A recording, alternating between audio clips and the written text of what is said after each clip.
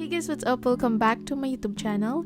Today I will share with you how you can customize your iPad with the iOS 15. Also stay tuned because I will share some useful apps for school and on how you can win a PDFelement 1-year subscription for Windows. So this is what my home screen looks like initially after updating to iOS 15. I also did a previous iPad customization. I will just link it below if you want to check it out. So I do like the new features added here, and if you have not yet updated your iPad, I highly recommend doing that.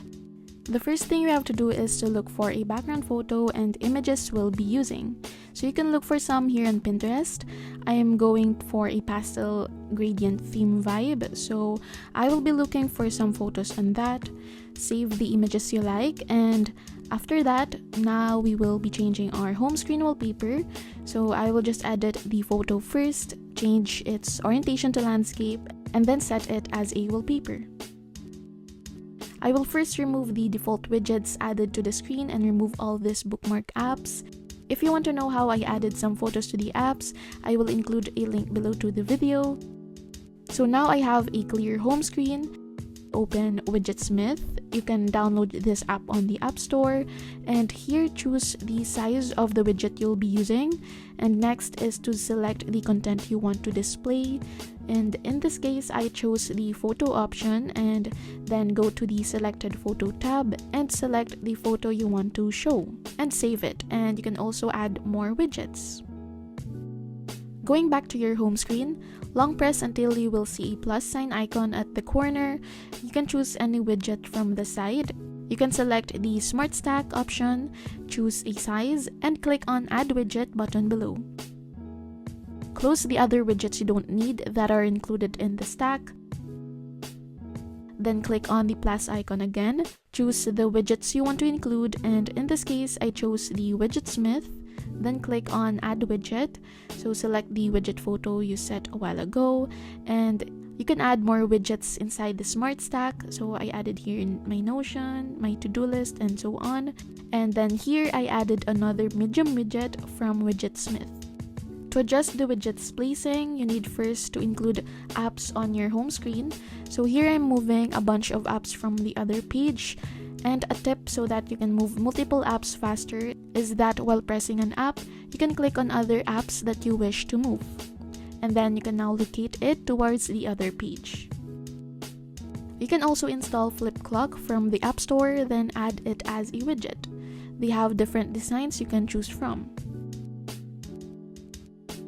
Another app you can download is this motivation app. So it will show and remind you from time to time some quotes depending on the preference you set.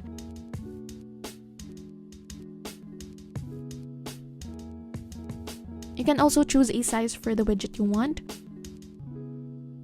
On the paintbrush icon, you can choose for a background or a style that you want depending on your theme. Then it will automatically reflect to the widget you have, and just continue organizing your apps.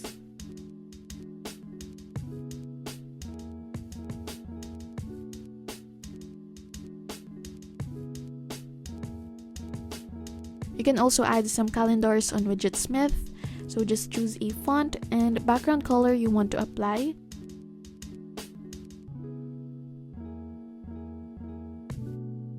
And lastly is to save it and add the widget to your home screen.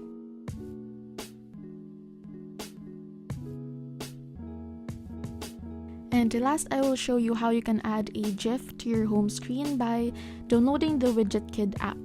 So once you open it, click on the plus icon and choose the widget size. You can then customize it and look for a GIF or upload one from your photos. I'll use this GIF, and you can select the frames you want to include, save it, and you can now add it to your home screen.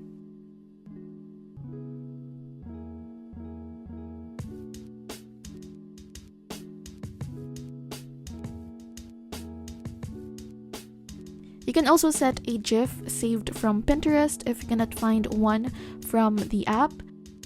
However, I believe you can only have up to 5 free GIF widgets that you can make with the WidgetKit app, but anyways, you can still use it, and yes, this is how mine turned out.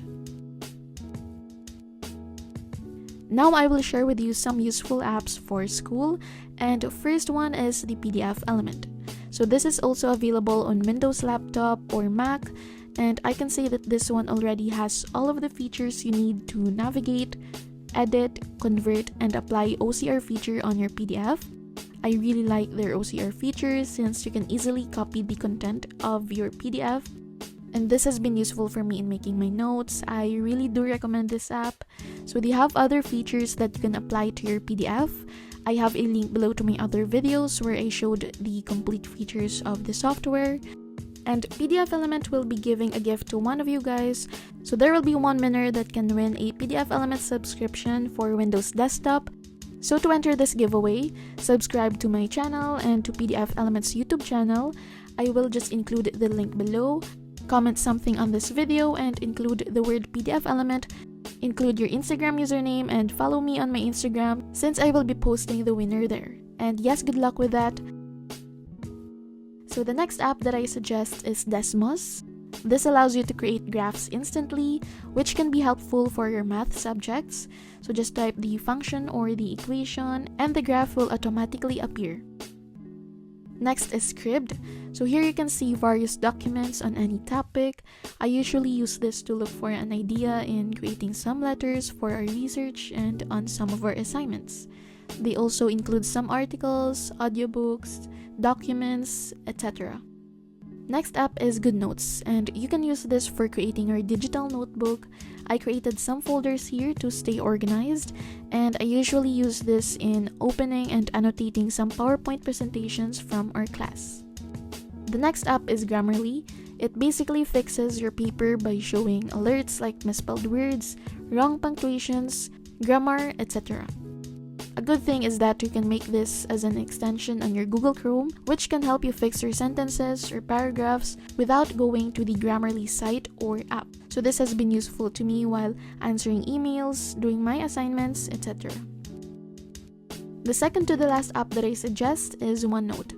I've been using this in making my notes, and if you're more into digital note-taking, I recommend OneNote since you can easily sync your notes on any devices. It can be on your laptop, desktop, tablet, or iPad. This is also very convenient to use, and I have a video on how I use this note-taking app. I will just leave the link below if you want to check it out. The last group of must-have apps for school is the different Google apps like Docs, Slides, Sheets, Drive, and Mail. I really find it helpful, especially in doing group works, since you can easily share a link with your groupmate, and they can now collaborate with you to make your group task faster. If you want to know other apps you can use for school, I have a playlist on it. I will be putting the link below in the description box.